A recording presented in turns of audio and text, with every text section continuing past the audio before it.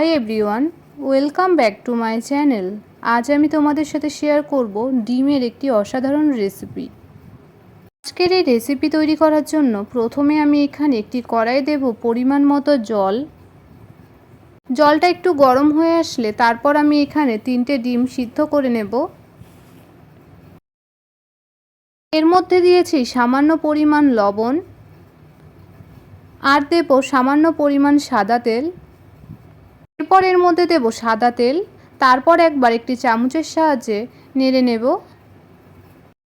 ডিমগুলো এখানে আমি 10 মিনিট মতো সিদ্ধ করে নেব। ডিমগুলো এখানে আমার প্রপার সিদ্ধ হয়ে গেছে। তারপর আমি জল থেকে তুলে নেব। ডিমগুলো এখানে আমি বেশ কিছুক্ষণ ঠান্ডা জলে রেখে দেব। ডিমগুলো এখানে আমি ছাড়িয়ে নিয়েছি। তারপর আমি এর মধ্যে দিয়েছি সামান্য পরিমাণ লবণ ও সামান্য পরিমাণ হলুদ গুঁড়ো।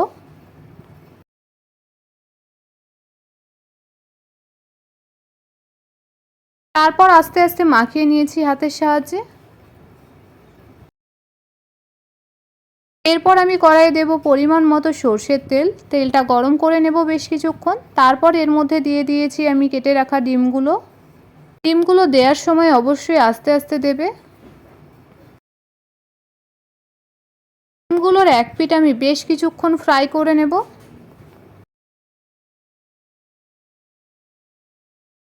ডিমগুলোর এক পিঠ আমার অনেকক্ষণ ফ্রাই হয়ে গেছে। তারপর আমি উল্টে নেব আস্তে আস্তে করে। আর এই উল্টানোর সময় একটু দেখে শুনে উল্টাবে। তারপর আমি অপর পিঠও ফ্রাই করে নেব বেশ কিছুক্ষণ। ডিমগুলো এখানে আমার ফ্রাই করা হয়ে গেছে। তারপর আমি একটি পাত্রে তুলে নিয়েছি। এরপর আমি ওই বাকি তেলে দিয়ে দেব 5 ফোড়ন আর দিয়েছি পেঁয়াজ কুচি ও কাঁচা লঙ্কা কুচি। তারপর সব কিছু একবার বেশ ভালো করে নেড়ে চেড়ে নিচ্ছি। এরপর এর মধ্যে দিয়েছি স্বাদ অনুযায়ী লবণ, পরিমাণ মতো হলুদ গুঁড়ো। তারপর সব কিছু বেশ ভালো করে মিক্স করে নিলাম। এরপর পেঁয়াজগুলো বেশ কিছুক্ষণ আমি যতক্ষণ না গোল্ডেন ফ্রাই হয়ে আসছে ততক্ষণ ফ্রাই করে নেব।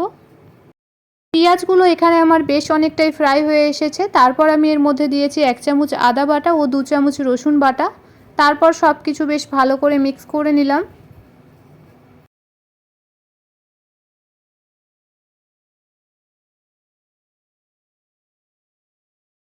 এরপর নেড়েচেড়ে আমি মশলাটা কষিয়ে নেব বেশ কিছুক্ষণ।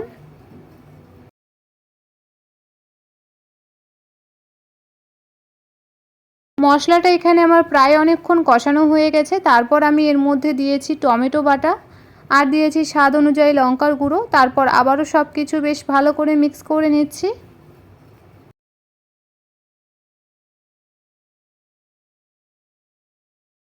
এরপর আমি আবারও বেশ কিছুক্ষণ কষিয়ে নেব।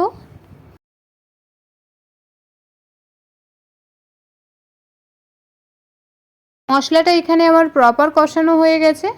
তারপর আমি এর মধ্যে দিয়ে দিচ্ছি পরিমাণ মতো জল। এরপর সব কিছু একবার বেশ ভালো করে নেড়েচেড়ে নিচ্ছি।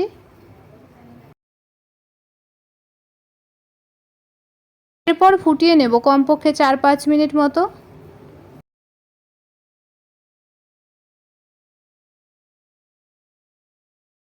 গ্রেভিটা এখানে আমার অনেকটাই ফুটে এসেছে। তারপর আমি এর মধ্যে দিয়ে দেব ভেজে রাখা ডিমগুলো। ডিমগুলো দেওয়ার পর এখানে আমি খুবই আস্তে আস্তে তলা ঘেঁষে নেড়ে নেব। খুবই জোরে জোরে নাড়বে না, না হলে ভেঙে যেতে পারে। এরপর বেশ কিছুক্ষণ ফুটিয়ে নেওয়ার পর আমি সবশেষে এখানে দিয়ে দিচ্ছি ধনেপাতা কুচি।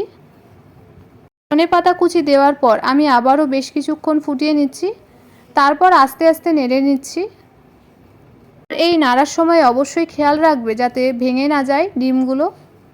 তৈরি হয়ে গেছে আজকের আমার এই এগ কারি।